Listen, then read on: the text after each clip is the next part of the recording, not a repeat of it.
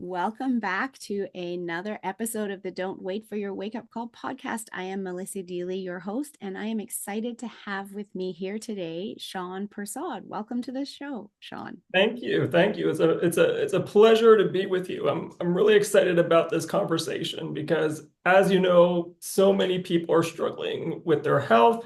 So many people have symptoms that just doesn't seem to make sense, at least from a kind of conventional standpoint, and they're lost and confused and they've tried everything.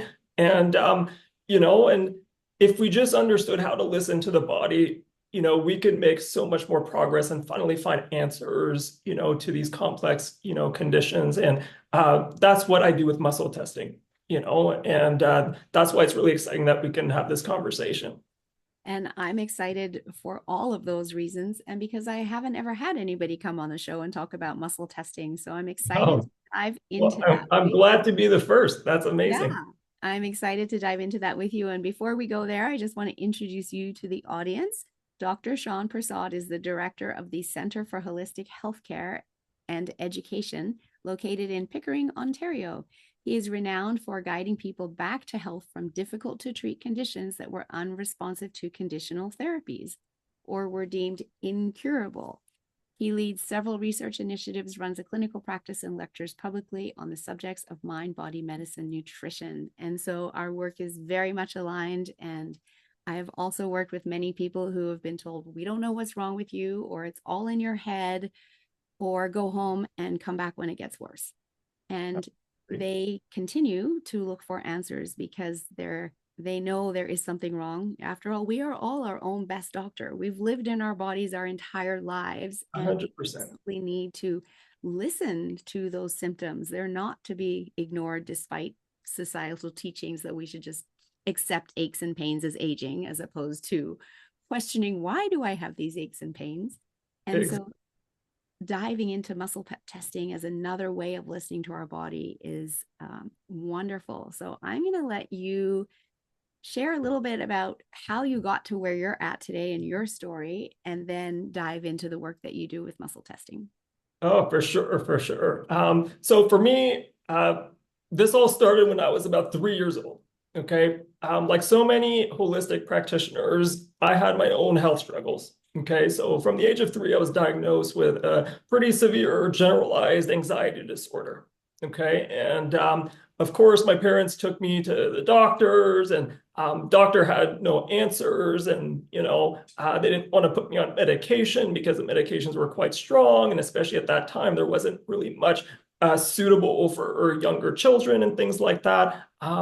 But it was quite severe. It was very debilitating on a day-to-day basis. I was having panic attacks for seemingly no reason on a day-to-day basis. So it was a huge struggle. I remember my mom taking me almost weekly to a different doctor, trying to find answers, trying to get a different opinion, trying to get someone who would, look at this from a different perspective or have an answer or something, right? Now, fast forward another 10 years or so of doing this, still no progress. Things are continuing to be very debilitating and interrupting my school, interrupting my social life, and the whole ordeal. And family Um, life, I'm sure, as well. my family life, everything. Like I really didn't have much of a normal childhood because of it, right? And you know, muscle testing itself kind of came to me first through a book by Dr. David Hawkins called Power versus Force. Yes. I was 14 at the time, and it was very interesting how that even came into my life. I was actually doing homework. Okay, I was doing physics homework, and I had to do like basically find the formula to calculate force or something of that sort. Okay. And I couldn't find it in my book. So I went onto Google and I said, how do you calculate force or something of the like, right? Now, one of the search results at the top was his book, Power versus Force. And it said the hidden determinants of human behavior. And because I had anxiety, I had seen so many psychologists and this and that, and I was introduced to meditation and all sorts of things.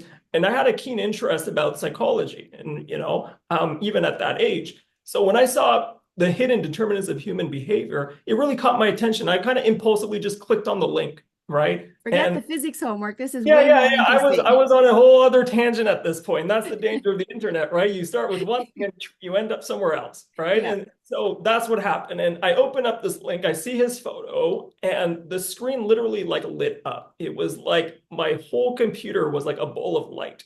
And it was, I'd never had an experience like that before.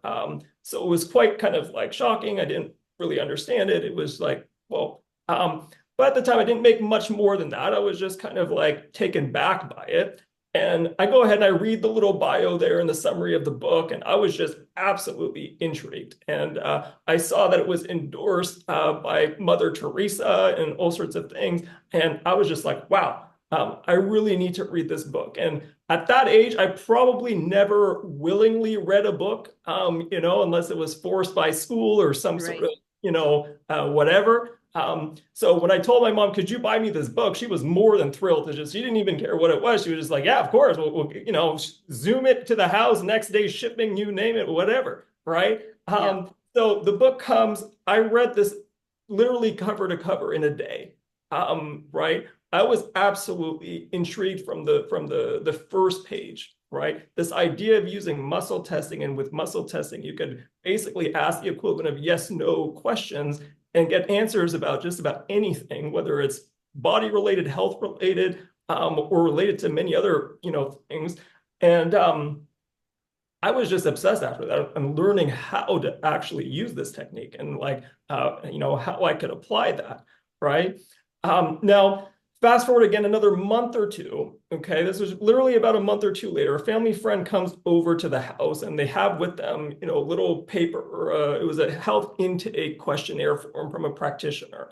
Hmm. Right. So he brings us over and he says, hey guys, I really think you should go see this practitioner for Sean's anxiety and stuff. I recently met him and he's done wonders for me. And he's so interesting. Like he uses this thing called muscle testing. Da da da da da. And instantly I had goosebumps all over the Yeah, place. which I have right now, full You body know, truth bumps. Yeah. I was like, oh my gosh. I was like, I had never heard about this before. I come across this book in the very unusual kind of way. And then literally a month or two later, this man comes with this practitioner who uses muscle testing. So of course, I was like, yeah, 100%. Let's go check this out.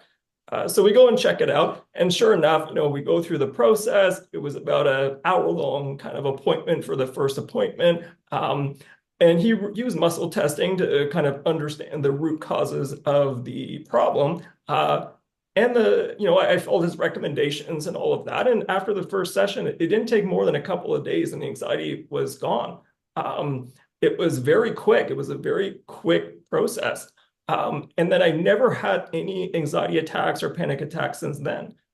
So for me, that was a massive light bulb moment. It was like I had spent literally the past 10 years suffering, Hmm. being told over and over and over again, there's nothing you can do about anxiety. This is like it just happens. Nobody knows why it happens. It just is what it is. When you're old enough, we'll give you all the medications that can try and kind of control it. That was the story, right? Right. That was the story for the last, Hmm.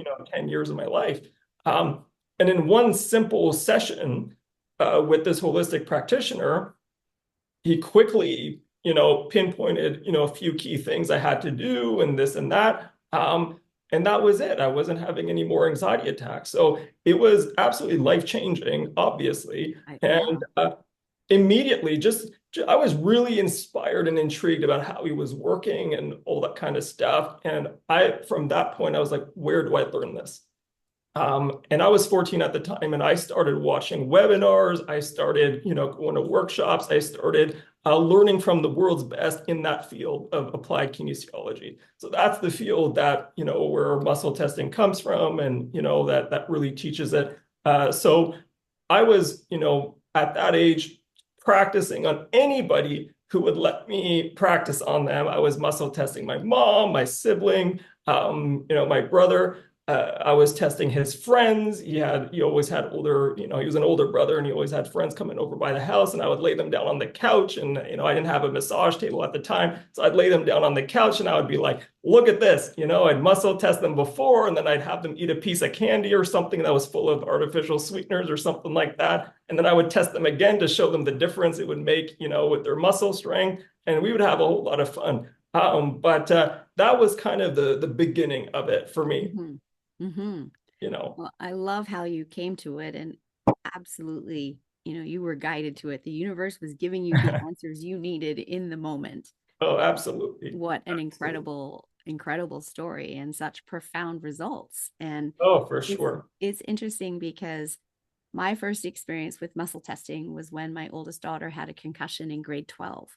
Okay. And we were going to physio, and the physio therapist asked me to bring the brain health supplementation that she had been taking even before the concussion of a company I was involved in that helps support, focus and attention and reactionary speeds and everything to do with the brain, because she thought maybe that wasn't good for her.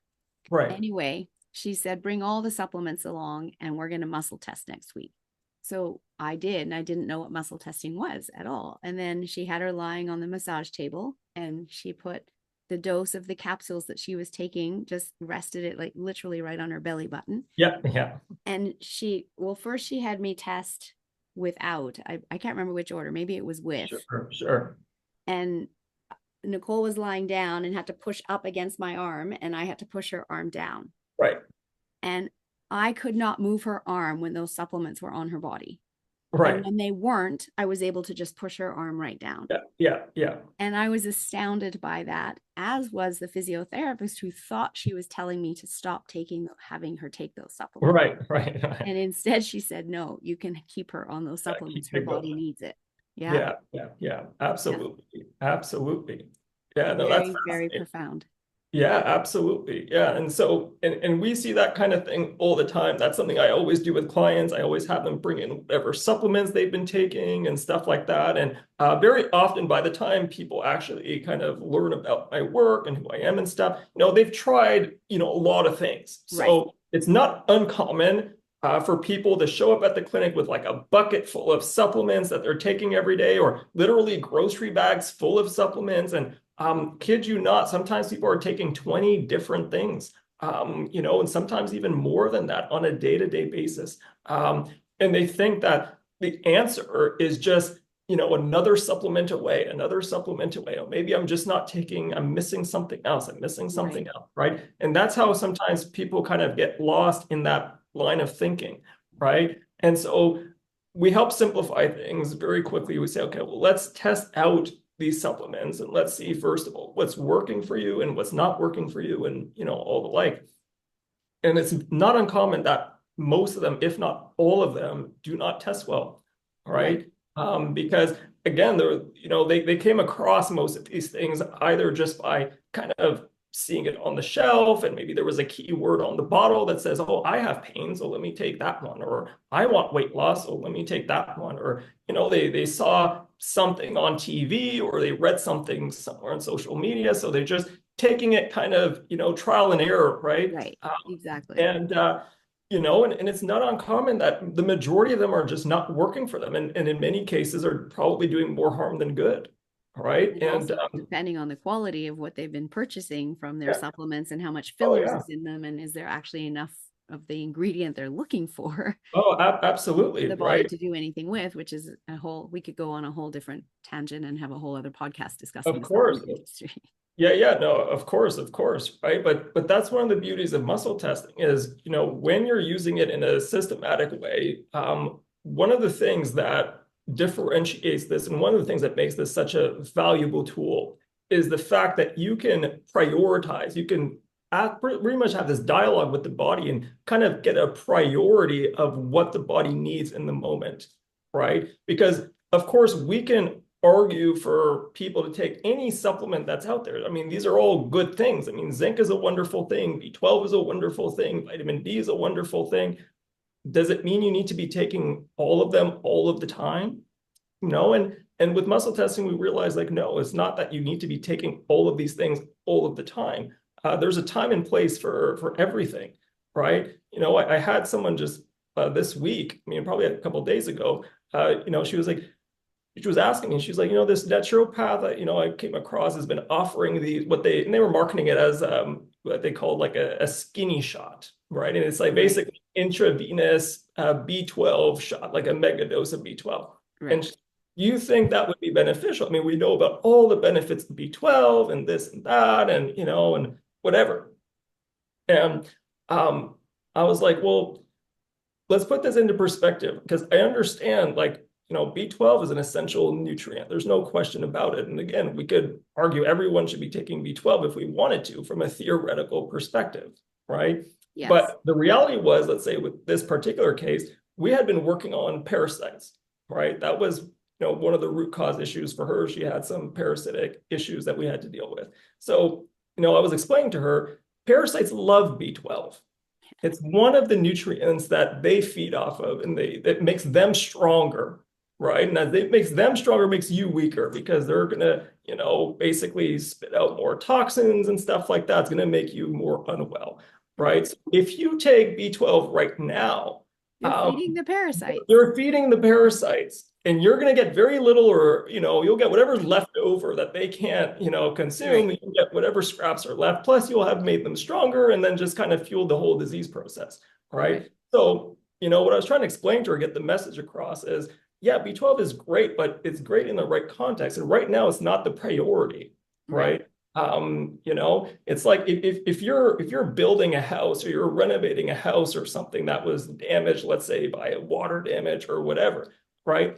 You can have the best painters in the world, for instance, right? Or the best interior designer or decorator or whatever, but you don't bring them in first, right? That they're not Right. the ones that you want to bring in to do the job first. You need people who's going to take out the drywall, who's going to clean out the mold, who's going to, restore the place, get the new drywall up and all that kind of stuff. Then you bring in the painters, Yes. then you bring in the decorators and you do all the touch-ups and all the nice things, right? Well, the same thing goes with the Absolutely. body, right? There's an order to things. And if you have a condition where, let's say, it's being driven by, infections like parasites or whatever, it's not necessarily the time to do, the replenishing with the B12s and this and that and whatever. We've got to remove, the things that are causing the damage and the problem in the first place, right? Absolutely. So when I explained it to her like that, then she kind of understood. But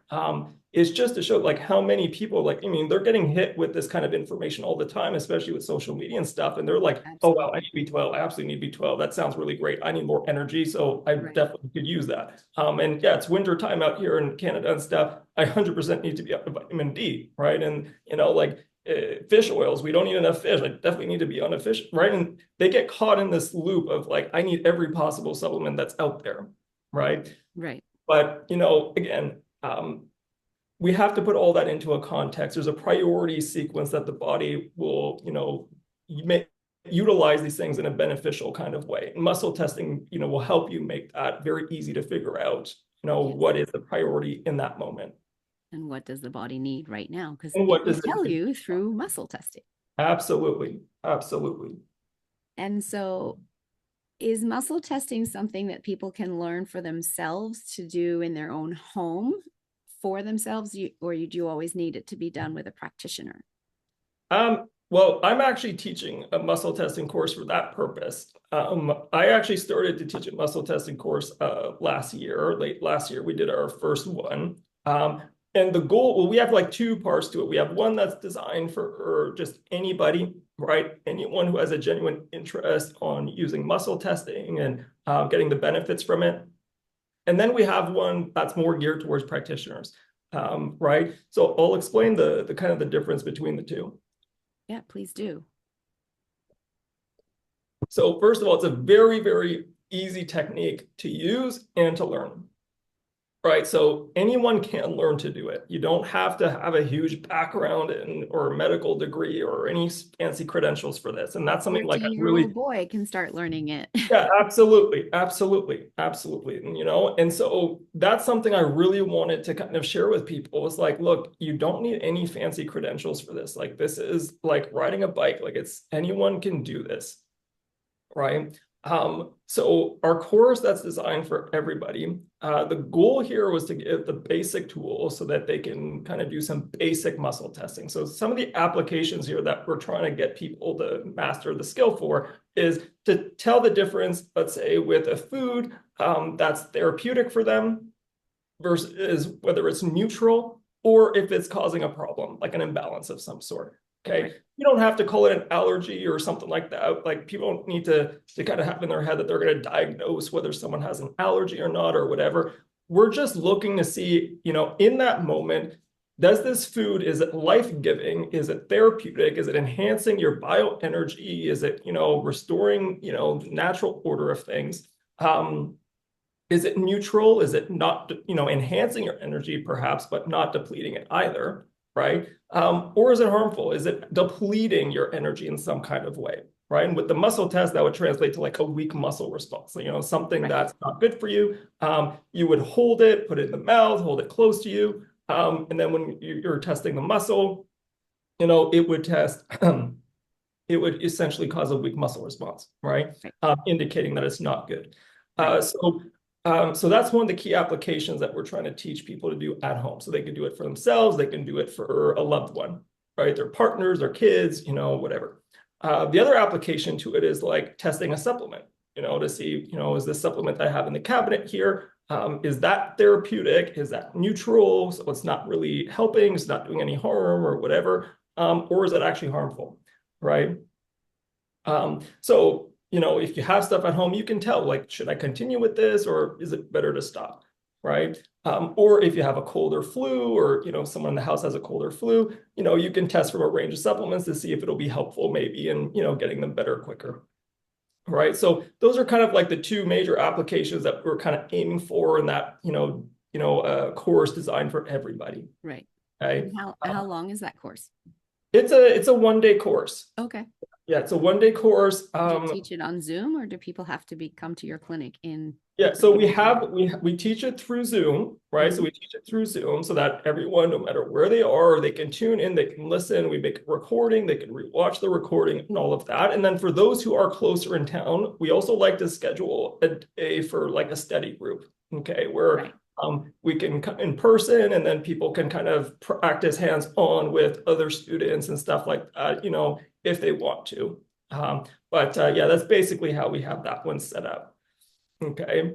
Wonderful. I love that it's accessible to everyone, no matter where they are. That's awesome. Yeah, absolutely. And that was important to me, right? I Mhm. want to make sure that this can kind of reach as many people as possible because I want people using this. This is like, Yes. like for me, like I clearly understand and see that muscle testing was one of the greatest discoveries, of all time, really. It really matches like the discovery of the X-ray or the discovery of the microscope. Like muscle testing is a tool that's allowing us to gather information, like never before. It's absolutely astounding what it can do, right? So it's crazy to me that, even today in 2025, it's still relatively, unknown Unheard of. Yeah. and unheard of for like the majority of people. Like a lot of people in the holistic world who's been around the holistic world for a while, they've heard of it. They might have had a practitioner use it, but it's certainly not something that is like a household thing that people just know about, like the microscope or an X-ray, Right. right?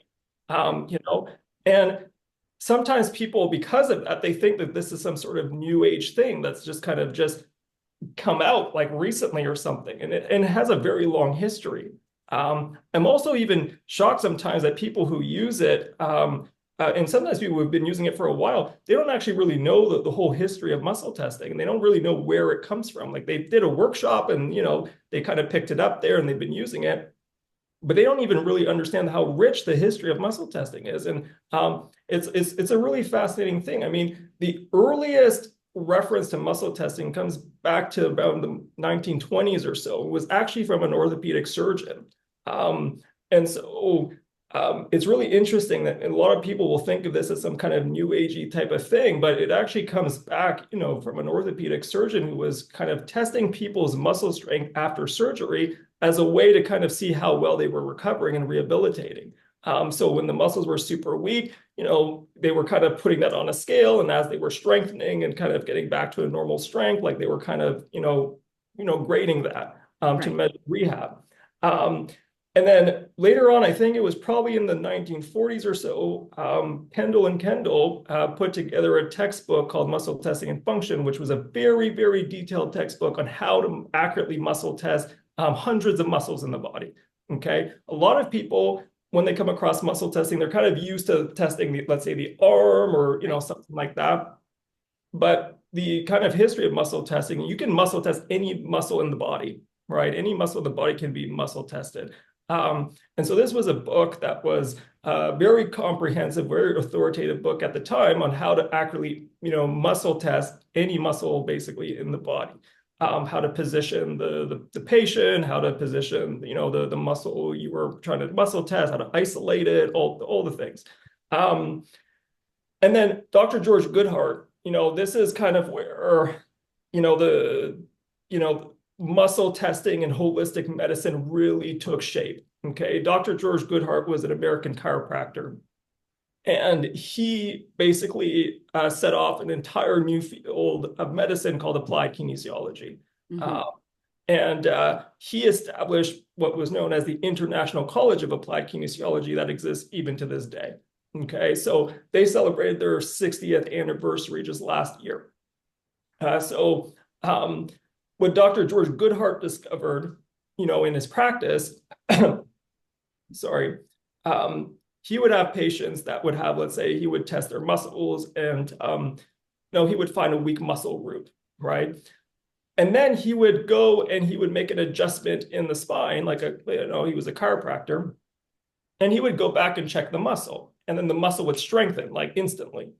And then he was like, whoa, so like he would see the muscle was weak, he would make a little adjustment in the spine, the muscle would strengthen. And then he started to really map this out. Okay, so he knew if a certain vertebrae in the spine was out of alignment, Mm-hmm. which they call a subluxation or a lesion, a specific muscle group was consistently weak, Right. right? So they start to map out each vertebrae, all the muscles, and all the neural pathways in between. Now, as time went on and he's playing with different patients and stuff, not everyone was responding the same, right? So Right. sometimes they would fix the vertebrae, but the muscle still wasn't really coming back online. So he started to think more and more out of the box. Well, maybe there's an acupuncture meridian line here that's kind of blocked or something, and maybe if we stimulate the acupuncture meridian, we can get the muscle to activate. Right. And then they would stimulate an acupuncture point that was feeding the muscle, and sure enough the muscle would light up, and they were like, wow, that's incredible. So now they started to map out the acupuncture system with all these muscles, and when they'd find a weak muscle, they would check the vertebrae, they would check the acupuncture meridian. And there was times where even that wasn't working. So now they're saying, well, what else, right? What else can be going on here? And Mm-hmm. now they started to integrate nutrition. So now when the vertebrae wasn't correcting the muscle, the meridian wasn't correcting the muscle, they would start putting different nutrients on the tongue. And they would sometimes find a nutrient, bang, the muscle would light up. So now they had more options. Now to rehabilitate a muscle, you could fix the vertebrae, you could fix the meridian, or you can correct a nutritional deficiency, right? So you could see here, like now the practice was becoming more, you could see how it started to take shape. Definitely. They started Much getting, more robust now. yeah, they started getting professionals from all these different fields contributing, thinking together and stuff like that. They had acupuncturists, they had psychiatrists, they had nutritionists, they had chiros, osteopaths, craniosacral therapists. And they're all, the mission here was like find weak muscles and figure out what do we need to do to get those muscles to turn on. And it took that collaboration from all of these different fields of medicine, right? Now, Dr. John Diamond kind of comes along a little bit later. He was a psychiatrist. And he was very intrigued by the whole thing. And he started testing things that no one else really thought of. Like he would play music, for example, and certain pieces of music would make the muscle go strong. Certain pieces of music would make the muscles go weak. So for example, classical music would consistently make people go strong, whereas let's say heavy metal was consistently making people go weak. And so they started realizing, well, sounds are also having this effect on the muscular system. He started to show people images, so a painting of something versus a fake painting, a replica. And people would weaken to the replica or like the fake one, but not the real one, which was they were like really, this was really fascinating. This was very, at the time, like this stuff was like becoming like, wow, like this is absolutely incredible. How does the body recognize this? Um, And does the individual even know the difference between the real and no, the fake? absolutely not. They're completely Right? naive. Yeah. He would play. So now they're really experimenting like crazy. Then he would play tapes of politicians telling a lie. And this was a lot of people would get a kick out of this. He would do this in workshops, and they would have groups of 50 people, 50 test groups. They would play this short recording, muscle test your partner, everyone going weak at the exact same time. Whereas they would play, someone telling the truth about something, and then everyone would be nice and strong. And so now they realize, okay, well, symbols, pictures, images, sounds, people's words, statements, that are true versus false, are all having this effect, that could be measured through the muscle response. So it was like, this had become really, really intriguing. And then, fast forward a little bit more, Dr. David Hawkins kind of discovered the quantum mechanical explanations behind the muscle test. And he saw it as a non-local phenomenon occurring in consciousness itself, right? So he saw it as being more than just like a nervous system thing. He saw the energetic component to it. He saw the consciousness component to it. And he really described the science behind it from a quantum physics perspective. Um, and uh, um, and yeah, and then he basically created something called the map of consciousness, where you could literally muscle test the frequency level of just about anything in the world, because everything is energy, Right. right? And using that map of consciousness, you could calibrate or muscle test the relative energy of just about anything. And you can tell whether something was positive or good for you, or negative or not good for you. So this was kind of like the timeline of how things developed in the whole muscle testing world. It started with an orthopedic surgeon, and then kind of became progressively more holistic and collaborative. And it was just breakthrough after breakthrough until it's reached the point now. And today, there's practitioners around the world using this. A lot of people haven't even heard of applied kinesiology because there's so many like subgroups that have kind of taken it and created other modalities. I practice one called Body Talk. There are modalities called Psych K. There's Touch for Health. There's so many different forms of applied kinesiology that have taken shape, and that's what most people today are kind of familiar with. But I always, think it's important to really recognize our lineage and kind of where all of this came from, and that's the background story of where all this comes from. So it's definitely not a new thing. It has a very long history, well over 60 years. Over Um, 100 now from that first book thing, is it? yeah, In over 100 1920. from that. Yeah, that from the very first book, over 100. There's so much research on this. There are so many practitioners around the world that have been using this in their clinics and getting fabulous results from it. So it's a very rich field of study. And I know you did your PhD research in muscle testing, in which you completed last year. Yeah. Congratulations. And Thank you, thank you. Yeah, and that was hence another why one. you know this long history, because that was Yeah, that research, I'm absolutely. sure. Yeah. Absolutely. And it was funny because at the time I didn't realize, that they were the International College for Applied Kinesiology was celebrating their 60th anniversary. And I got a message from them, like I'm subscribed to their newsletter, and I got a message for them literally the week I was finishing my PhD. And I just thought that was a wonderful tribute to the field and stuff like that, because to my best knowledge, there aren't many PhDs in that particular area of using muscle testing, in a Right. clinical kind of setting. So, which is one of the reasons I wanted to do it, Mm-hmm. because when I found a university that was willing to kind of let me go there, I was like, I had to jump on the opportunity, because it's not the type of thing that the average university would, is still kind of, accepting. Right. But yeah, it was really amazing that it kind of synced up that way. And yeah, I basically did my research on using muscle testing in chronic pain patients that had been completely unresponsive to treatment prior to that, right? And so we took data from over 10 years worth of our patients. And basically, the requirement to be part of the study is they had to have suffered from chronic pain for a minimum 6 months, but the majority of them had been suffering from chronic pain for over 5 years. Many as far as 20 years have been suffering from a chronic pain condition. We had focused on 5 different areas. So we had focused on like chronic physical pain, like chronic back pain and stuff like that, arthritis, so arthritis in the joints and those types of things, skin conditions like eczema or psoriasis and that kind of stuff, migraines and headaches, and then bowel diseases like IBS or inflammatory bowel disease or things like that. So we tried to get a kind of a diverse kind of spectrum of chronic pain conditions. And we had over 120 cases that we reported on, like the outcomes of having worked with, using muscle testing based protocols and stuff in their treatments.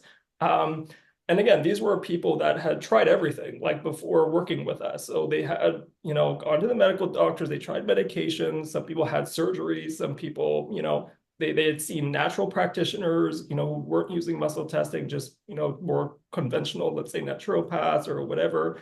Some of them had made diet changes or were taking supplements, whatever it might have been. And what we found was that the vast majority, over 90% within the first session, had drastic changes, in pain levels. Sometimes going from a 10 out of 10 to 1 out of 10 or 10 out of 10 straight to a 0 out of 10. And by 3 sessions, like the vast majority, again, around the 95% of them were around pain-free, So it was astounding to look at that. Okay. And again, it was just a testament to how powerful using muscle testing is. And it wasn't like we invented new treatments. And that was something that, I kind of nailed home in the whole PhD. It's not like we were, reinventing the wheel as far as treatments were concerned. We were using muscle testing to prioritize treatments. Okay, so that's a really important distinction. It's not like we created a new supplement for pain or we created something new. We were taking what already existed, let's say nutrients, diet protocols, energy medicine, whatever. And we simply use muscle testing to say, okay, with this patient, where do we start with all of this? What is the priority? So for some of them, it was making certain diet changes, right? And as soon as we kind of establish what inflammatory foods they were eating or whatever, that made a huge difference for them. Other people, it was supplementing some key nutrients that they were deficient in or treating infections. A lot of these cases, one of the discoveries we made over the course of all this, a lot of these cases had parasites. Yeah. Was a very interesting kind of discovery because it's that more than anything else is completely like overlooked by conventional medicine. They, especially in North America, like even the testing for it isn't very well advanced. It was very common for us to tell people, we think we have parasites, we need to follow a parasite protocol. And they were kind of uneasy about it. Sometimes they would go check with their family doctors and stuff. And, of course, the family doctor would just roll their eyes and parasites don't exist in Canada. We're far too clean here and all this We stuff. travel all over the world and we bring Oh, them I with know, us. I know. And, and so they would give a story. And sometimes just to put them at ease or to prove a point, all right, we'll do a stool sample for you and just show you have nothing, right? They just do a stool sample. Of course, it would come back, nothing there.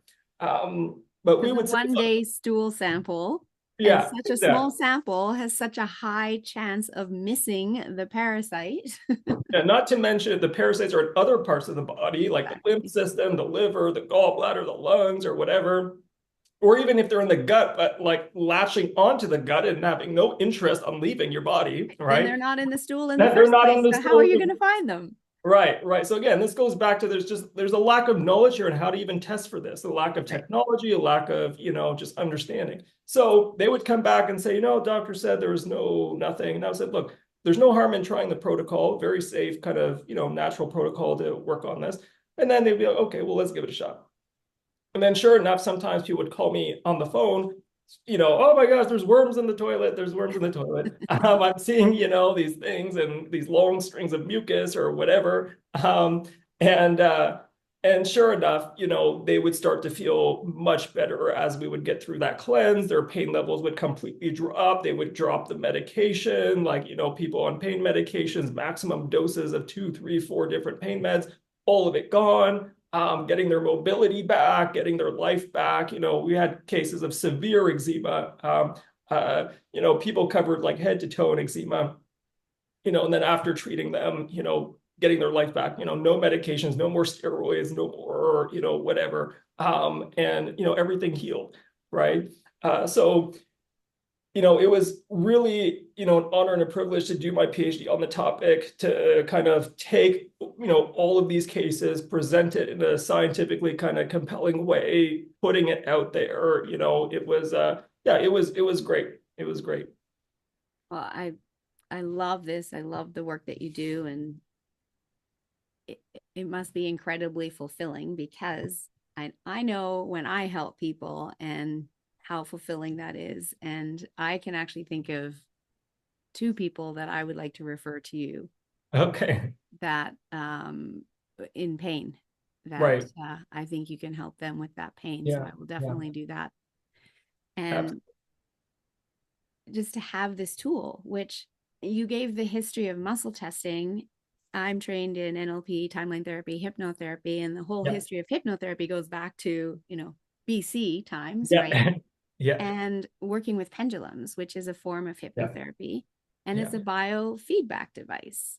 Yeah. And it's tapping into the micro muscles controlled by the unconscious mind, which of Yeah. course is tapping into the quantum physics and that greater level of consciousness that we all have. And so this, I believe this is exactly the same, that Absolutely. we're tapping into that unconscious or our higher level of consciousness, which has all the answers. It has Yeah.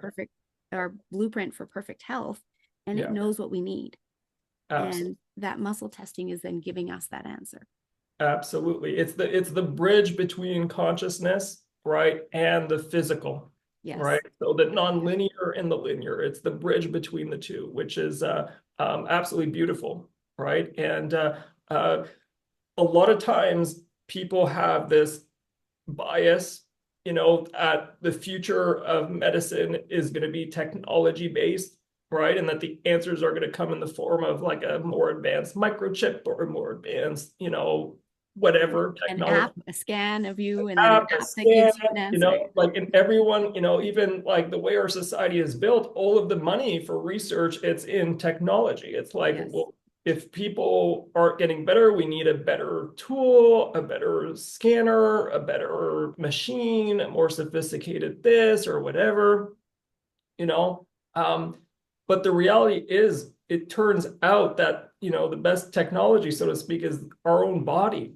Yeah. right? That's bridging that infinite field of consciousness, which is like the database of consciousness. It's like this giant reservoir of all the information, that's created the body in the first place, and we can tap into it, not with the machine, but with the physical body itself, or with the use of even something like a pendulum, right?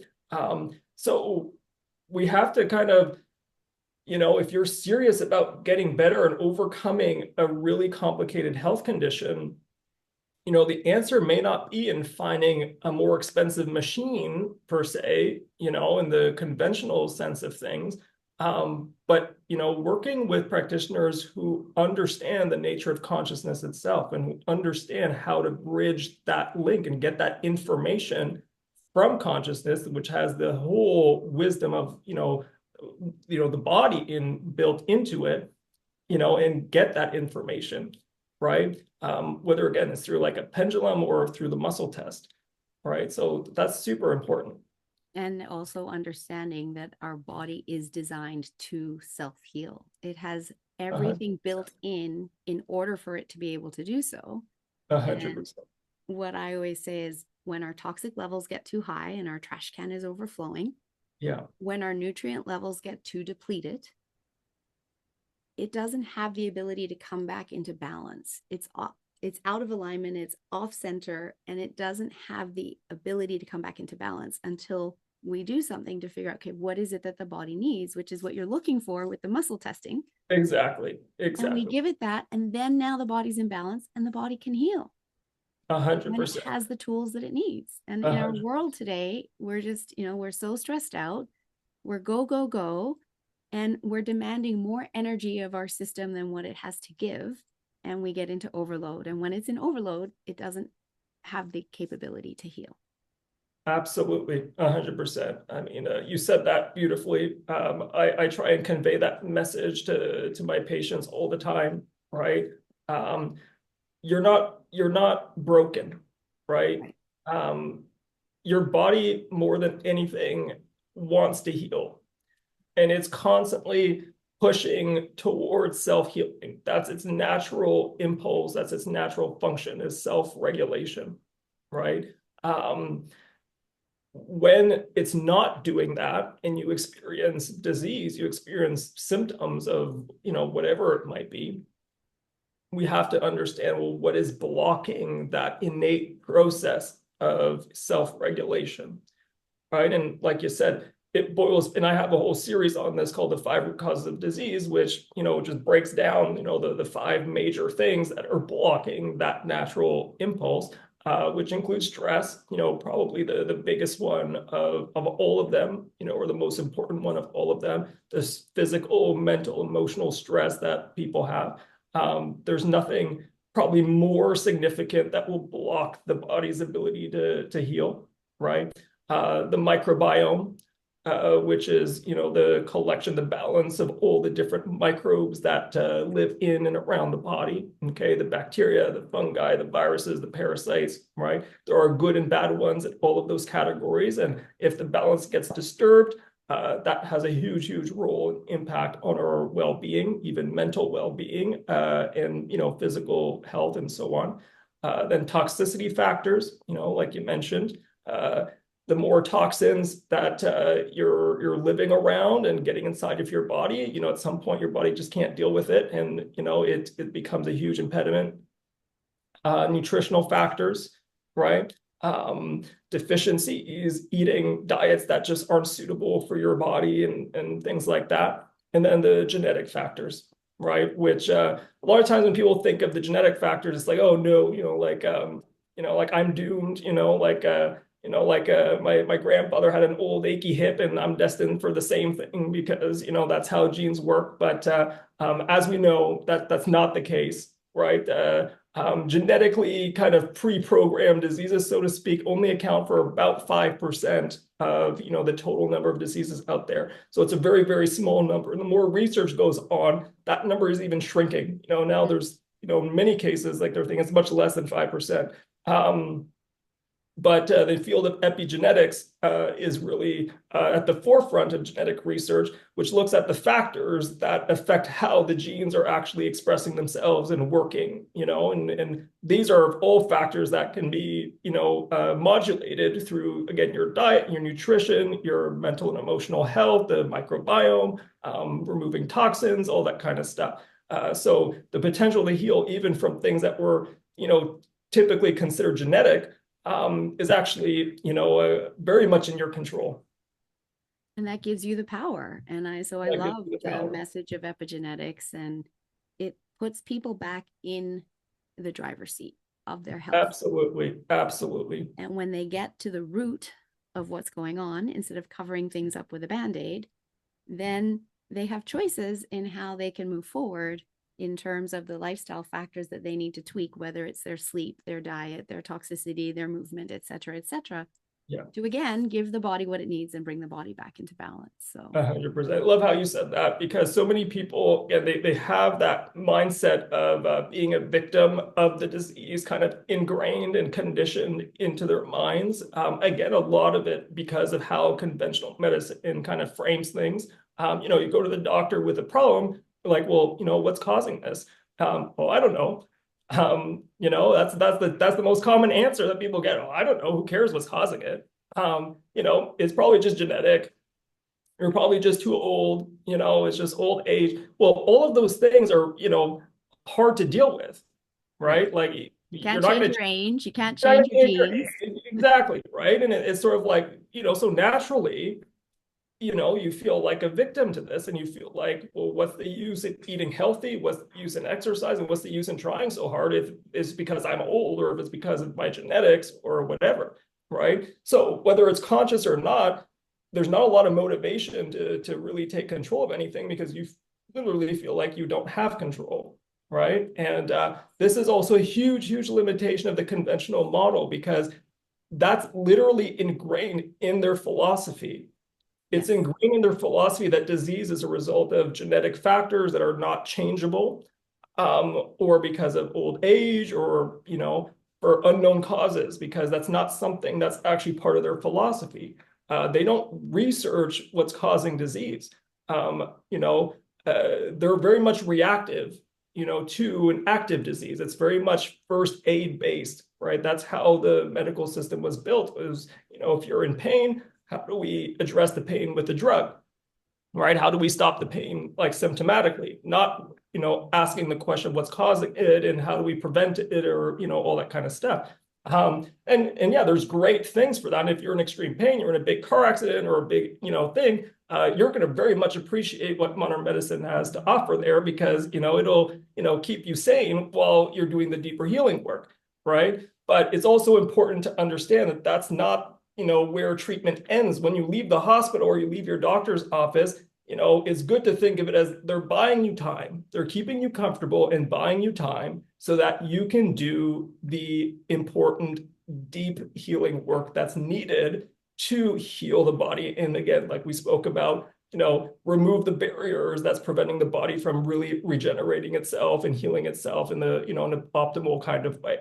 Right. So it's never an either or, and I never want people to kind of listen to these programs and get this sense of like, they're anti-medicine, or, it's either I choose my medical doctor or I choose someone holistic. No, like you can Bring it marry all the two. together. Yeah, part of holistic medicine is encompassing of every bit of knowledge and tools that exist, which includes modern medicine. It just has to be done in the right context, right? So that's a really important thing that's, people need to understand. And I really appreciate you making that point because I agree it is very important. And I love that it isn't either or, it's let's bring it together and work together. Absolutely. Absolutely. So this has been an amazing conversation. I know we could keep going for another hour or Of more. course. However, I want to honor your time. And so I love to ask all of my listeners, what does don't wait, or sorry, all of my guests, what does don't wait for your wake up call mean to you? Well, for me, and I've seen this countless times with others. I've faced this in my own personal life where, you kind of don't listen to your body's signs, which is talking to you all the time through your symptoms, right? And then you hit a brick wall, where your body literally shuts you down, right? So that you can do, what you need to do to heal and get better, right? Like a major course correction, right? So, my message to people here, response to that question is listen to your body. Every single symptom that you have, whether you think it's insignificant or not, whether it's just itchy skin, or you're getting headaches, or you feel tired, or you feel brain foggy, or you keep forgetting where your keys are, whatever the symptom is, it's important. Okay, it's that those lights on your dashboard are popping up, calling to your attention, and hey, pay attention to this, right?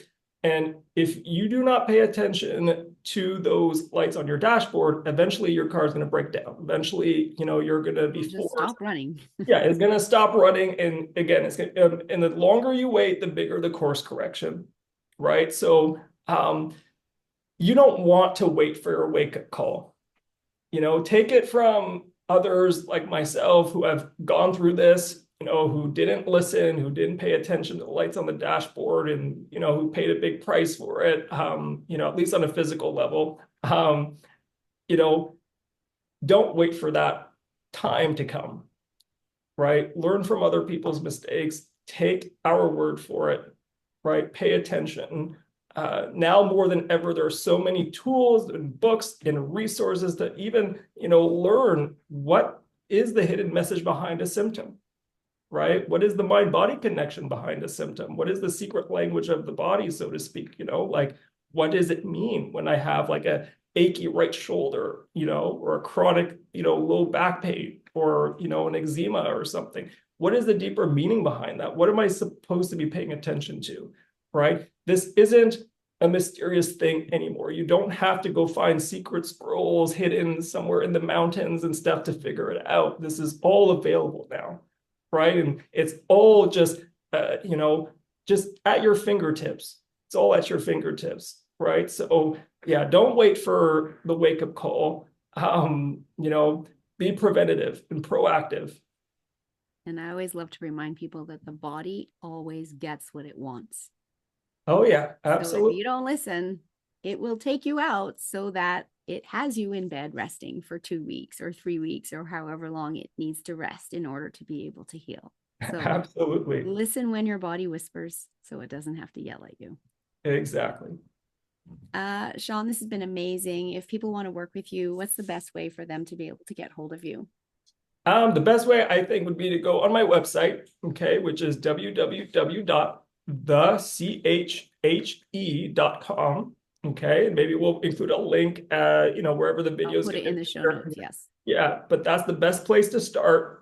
We have all the information you need there to book an appointment. You can even book a free discovery call so that you can have a chat with me, and we can kind of discuss your case, discuss how we can help, and show you a little bit how we might approach things differently than what you've done in the past, so you can get a sense if it's right for you or not. Right. So you can book those consultations directly through our website, or you can, our phone number is there, our email is there. You can contact us any way that works best for you.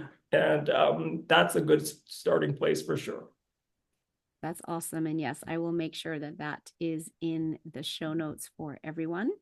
And are there any last words of wisdom that you would like to share with the audience as we wrap this episode? Well, first of all, I want to thank you for having me on the show. I want to thank you for kind of, giving the space, creating the space for a conversation like this to happen. I hope that people get value out of this. I hope that you learned something new, and again, I just want to, drive the message home that if you're struggling right now, just know your body is not failing you. I know it feels like that when you're in the depths of, despair with a chronic condition that just hasn't been, has been unresponsive. But just know your body isn't broken.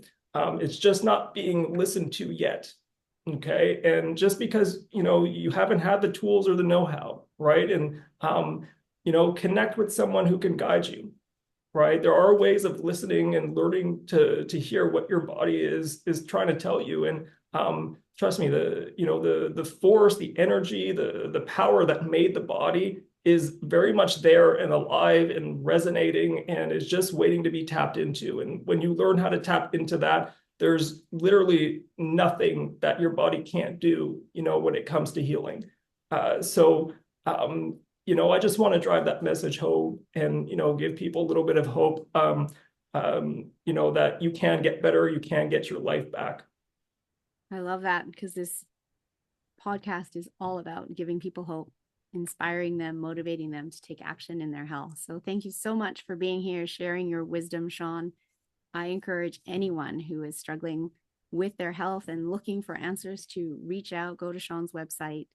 And I just also want to thank my audience for tuning in each and every week, for caring about your health, wanting to learn, and showing up and learning from others who have healed themselves and other practitioners with modalities that you might not have heard about yet. And now you have.